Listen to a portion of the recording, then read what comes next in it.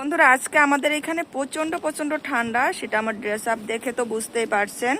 তো এই যে ঠান্ডার মধ্যে সকালবেলা ছেলেকে স্কুলে দিয়ে বাসায় যাচ্ছি, ভাবলাম আপনাদের সঙ্গে একটা ভিডিও শেয়ার করি। সেটা হচ্ছে, আমি যখন দেশে যাই তখন সবার একটাই প্রশ্ন, কেন জ্যোৎস্না মোটা হয় না।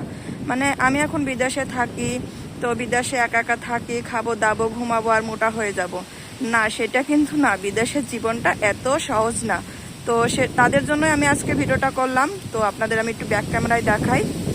তো এই দেখুন বন্ধুরা, এই যে যে একটা সরু পাহাড় দেখছেন, অনেকটা সরু, ভিডিওতে কতটা বোঝা যাচ্ছে জানি না। এই সরু পাহাড়টা বেয়ে কিন্তু আমার প্রতিদিন প্রতিদিন মানে রবিবারটা ছাড়া সপ্তাহে 6টা দিন আমার দুবার করে নামতে হবে আর 2বার করে উঠতে হবে। ছেলেকে 2বার স্কুলে দিব, 2বার নিব।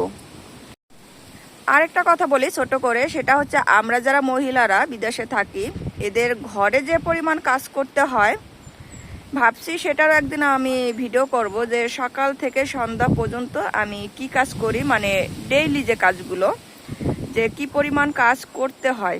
তো আমার মনে হয় যে 80% কাজ, আমরা যে কাজগুলো করি 80% কাজ কিন্তু আপনাদের বাসার কাজের লোকে করে দিয়ে যায়।